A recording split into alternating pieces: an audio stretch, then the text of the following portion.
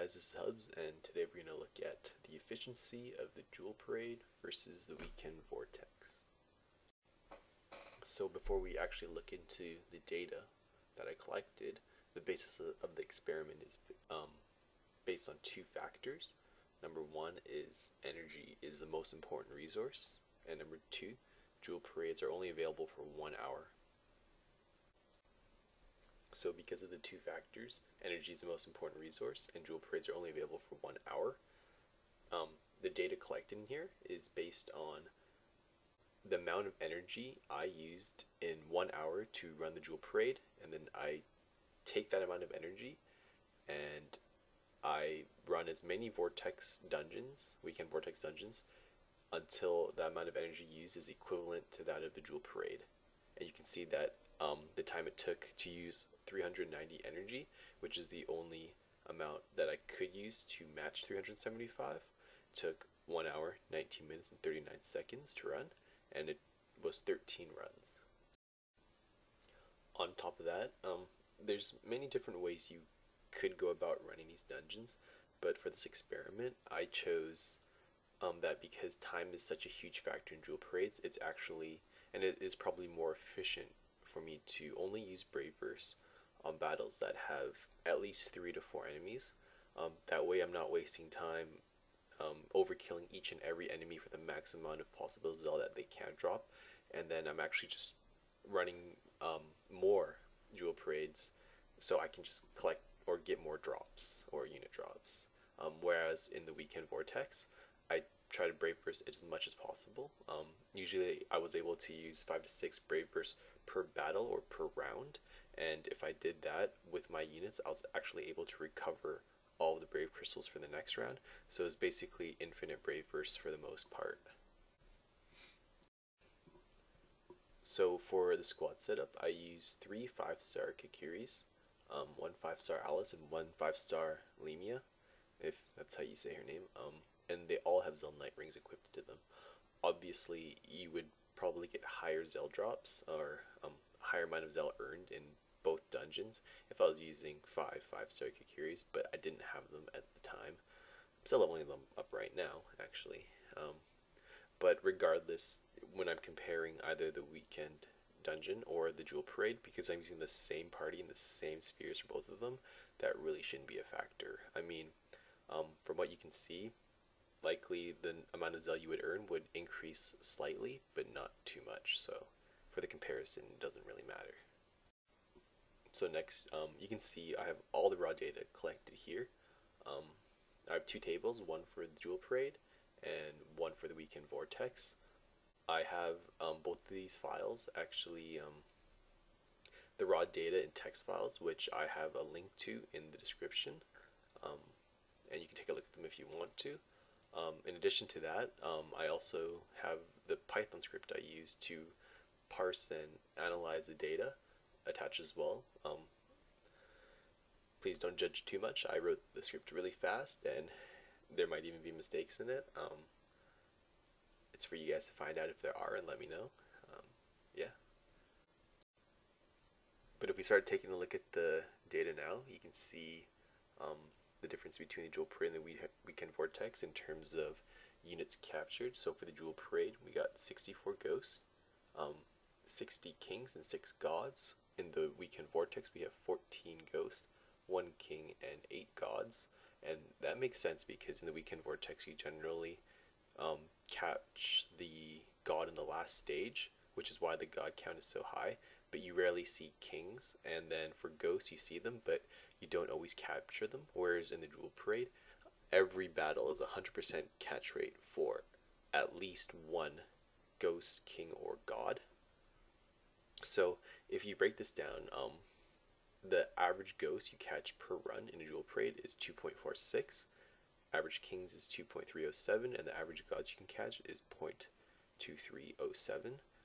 Whereas in the Weekend Vortex, those numbers are way less because they're just not guaranteed captures. So the average ghost in the Weekend Vortex is 1.07, the average kings is 0.077, the average gods is 0.614.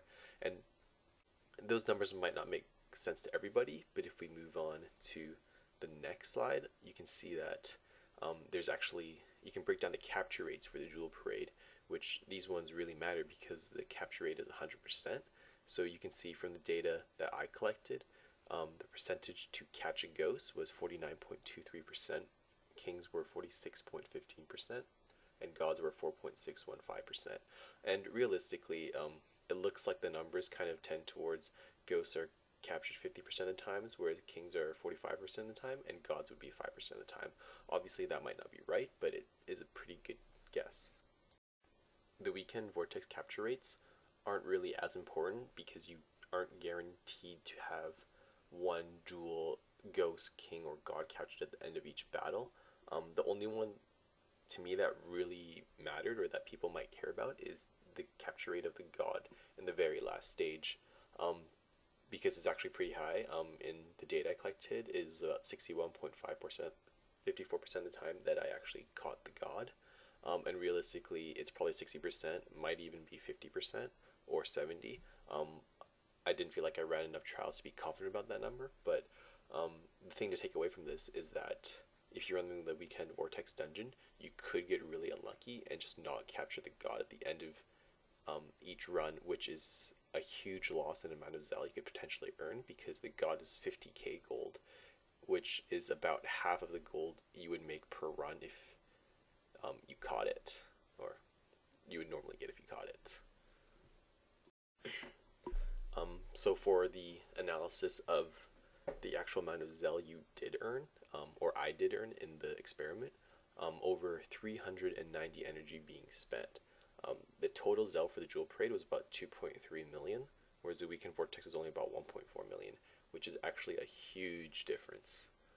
If you look at the average Zel you earn per 15 energy spent, Jewel Parades give about 90,000 Zel, whereas Weekend Vortexes give about 54,000. So that is almost double the amount of Zel you earn by running a Jewel Parade for 15 energy. And then if you take a look at the totals for both the Jewel Parade and the Weekend Vortex, you can see that we actually made much more Zel in a much less amount of time, if time is a factor. Whereas it might not really be, because most people are just bounded on energy and not time. But the Jewel Parade took 66 minutes. I added an extra run in to get equivalence on 390 energy being spent, because I actually had only done 25 runs.